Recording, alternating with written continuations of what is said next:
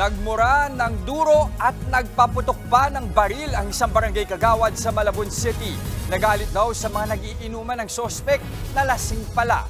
Nasa frontline ng balitang yan, si Hannibal Talete. Galit na kinompronta ng lalaking may baril na ito ang grupo ng mga lalaki sa barangay Panghulo, Malabon kahapon. Ang armadong lalaki, isa palang barangay kagawad na kinilalang si Jaime Domingo. Kinalabit pa ng kagawad ang gatilyo ng baril pero hindi ito pumutok. Matapos niyan ay inabutan siya ng magasin ng kanyang manong misis at ikinaraga niya ito sa baril. Nagpatuloy pa ang panduduro at paninita ni Domingo sa mga lalaki. Terminal ako, matagal na akong terminal. Bakit ang buto dumadaan ang boy? Bakit nandiyan yung sa gitna yung daan? Ano?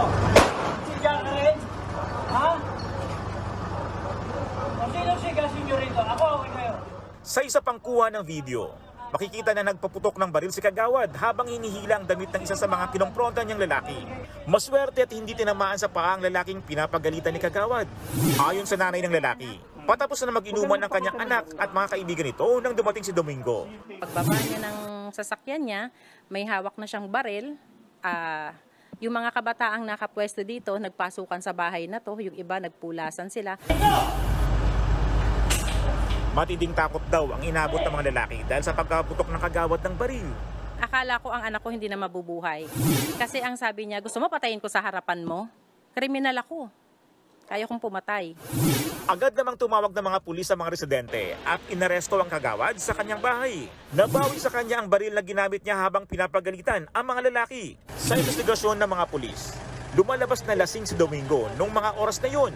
Ang ugat daw ng galit ng kagawad ay ang pagpwesto ng mga nagiinuman sa tapat ng kanyang bahay. Ang sabi niya ay dahil nagiinuman yung mga involved dito dahil doon sa harap ng bahay niya. At yun nga, ang sabi niya, iniwan yung mga tables at saka yung mga upuan at nadatnan niya.